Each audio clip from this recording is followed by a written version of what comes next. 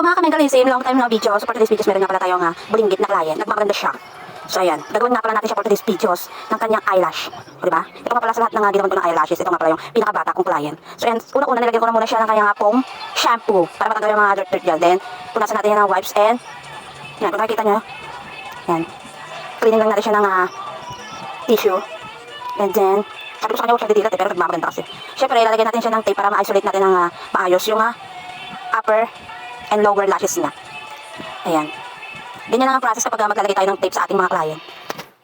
So ayan, pinayos ko nga siya kasi nagmamaganda siya. Hindi malikot siya. Ayan, nalikot din ang camera namin. Pasensyahan nyo na.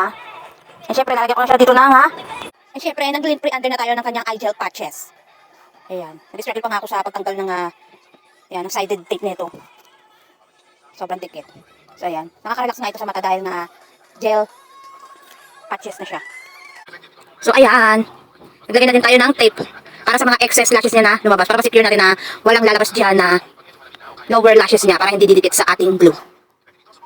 Yan. Kasi wala ka talaga ako mabanggit dito sa video na to kaya hindi ako masyado makadaldal dito sa video na to. Ayan, pinaprocess ko lang yung pagkakasunod-sunod ng application kapag gumagawa ako ng eyelash. Ayan, nilalagyan natin lagi ng after ng gel patches, yan, nilalagyan natin yan ng tape para walang lalabas at sure na walang lalabas na lower lashes para hindi dumikit sa upper lashes niya. And syempre lalagyan pa natin yan ng pampinaling tape para lalong secure na hindi didikit sa taas din sa may talukap niya. Ayan, ganyan tayo maglagay ng tape ang pag-process ng ating application sa pag-eyelash. Ayan, nalikot na nito nga client ko eh. Charing. Ayan, naglagay na tayo ng both tape sa kanyang side by side na talukap para hindi talaga didikit sa lower lashes niya kung may sakaling bumulaga man na nakalusot na eyelash.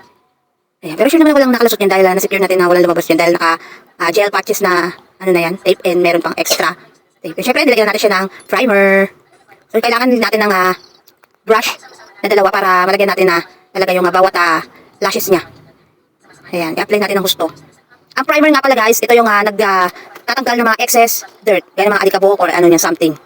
Pero syempre, na foam shampoo naman natin yung lashes niya na linis natin ng gusto. Para lang ma-sure natin na walang didikit din na mga dirt. And syempre, papatanggal ng oil sa ating lashes para kapit na kapit ang glue. And syempre, i-cure natin yan ng ating pinipan. Ayan, nilalagay ko na pala yung mga link ng aking mga ginamit na tools dyan. Gaya nitong eyelash extension na cotton pad ko. And syempre, itong silicone pad. Yung lagayan mismo, dikitan ko ng eyelashes. And yung mini pan ko na from Gucci Duke. Sobrang ganda, may pa cooling effect pa. And syempre, expect na tayo dyan. Syempre, itong lash stock ko na bagong-bagong bili. Ayan, nilagay ko sa kanya is number 11. Ito talaga yung magpapaganda ng kanyang lashes para maging wispy or anime look.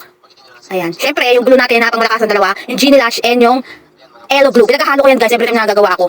Dahil para ma-secure natin na, wala lang, nag-experiment lang tayo. Pinaghahalo ko yung dalawang glue para sure na wala tayong problema. Hindi tayo matatanggalan ng mga lashes sa ating client. So, nag-start na ako dyan na mag-dikit. So, ito natapos na pa nga pala tayo.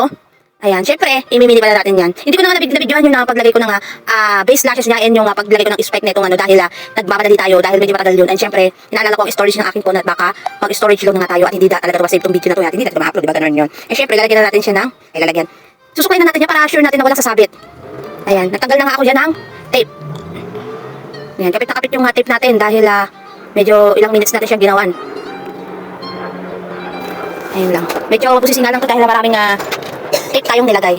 And syempre, papinali naman yung eyelash patches natin tatanggalin natin. Hindi tayo masyado mahirapan dahil naman nakadikit yung excess tape. And syempre, sa lower pangan natin, isolate ng tape na yan. Tanggalin na rin natin yan. So ayan besh, makikita na natin yung final look na ating ginawang eyelash extension sa aking bagets. Ayan, may model na ako nitong kanyang lash talk, anime look. So ayan, taray. O diba, kinaganda mo yan? Ayan, ayos mo ka. Masyado siyang kasi nga nasisigado siya sa aking ilaw. O diba, kumakabog. So gusto pa pa-appointment sa akin, kim lang ka dyan. Yun na. For today's videos ha. Huwag ka kalimutan mag-follow. And syempre, check out nyo na yung mga ginamit kong tools yan. Nilagay ko rin dyan yung link. Check out tayo.